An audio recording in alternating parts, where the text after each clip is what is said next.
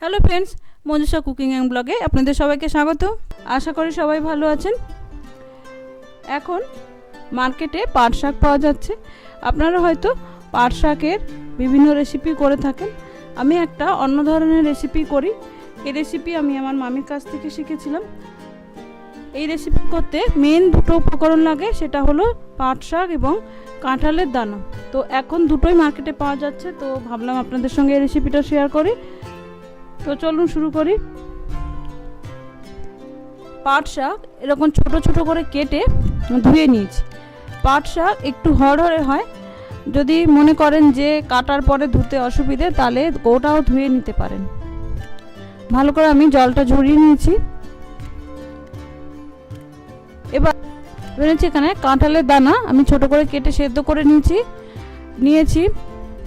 মুগ ডাল সেদ্ধ এরকম হাফ সেদ্ধ করে নিয়েছি একটা ছোট সাইজের বেগুন এরকম ছোট ছোট করে টুকরো করে কেটে নিয়েছি। এবার নিয়েছি কিছু মশলা ফোড়ন দেওয়ার জন্য, একটা শুকনো লঙ্কা, কাঁচা লঙ্কা এবং কালো জিরে। এছাড়া নিয়েছি নুন, হলুদ, একটু জিরে গুঁড়ো এবং একটু মিষ্টি।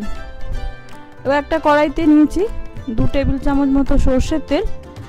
সর্ষের তেলটা গরম হয়ে গেছে। এবার এতে দিয়ে দিচ্ছি একটু কালো জিরে, শুকনো লঙ্কা এবং কাঁচা লঙ্কাটা। এবার এগুলো একটু ভাজা হলে দিয়ে দিচ্ছি কেটে রাখা বেগুনটা। এবার বেগুনটা আমি অল্প লাল লাল করে একটু ভেজে নেব।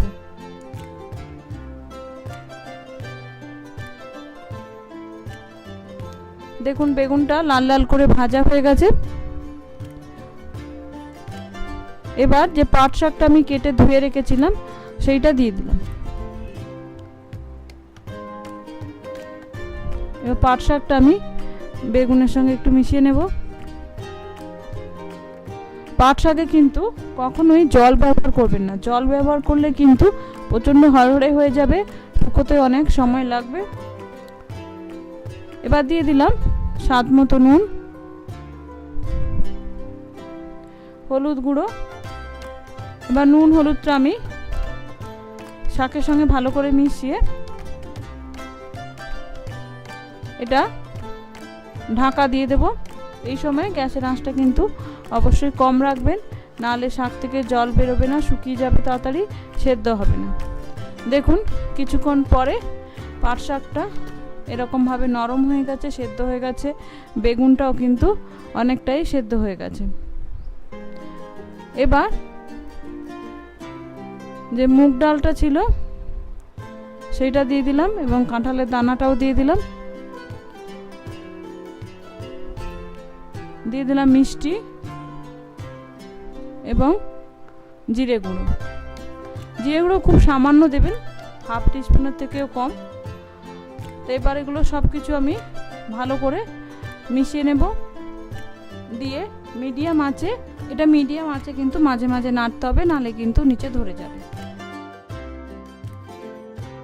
দেখুন নিচে কিন্তু একটু ধরে ধরে যাচ্ছে, কারণ যেহেতু পাট শাক হরহরে এবং ডাল এবং কাঁঠালের দানা দেওয়া আছে, তো এরকম একটু কিন্তু লেগে লেগে যাবে, তাই মাঝে মাঝে কিন্তু এটা নেড়ে দিতে হবে। এইভাবে এটা মিনিট 5-7 করলে কিন্তু একদম শুকিয়ে যাবে। দেখুন সুন্দর শুকিয়ে গেছে। এবার এটা আমি কড়াই থেকে নামিয়ে নেব। তো বন্ধুরা, রেডি আমার পাট শাকের ঘন্ট। এটা কিন্তু খেতে খুবই টেস্টি হয়। এই এক রেসিপি দিয়ে কিন্তু অনেকটা ভাত খাওয়া হয়ে যায়, আর করাও কিন্তু খুব সোজা, খুব বেশি সময় লাগে না। অনেকে পাট শাক বেশি হরহরে করলে খায় না, তারা এই রেসিপিটা ট্রাই করতে পারেন। ভালো লাগলে অবশ্যই বন্ধুদের মধ্যে শেয়ার করবেন এবং চ্যানেলটি সাবস্ক্রাইব করে পাশে থাকবেন। নমস্কার, ধন্যবাদ, ভালো থাকবেন।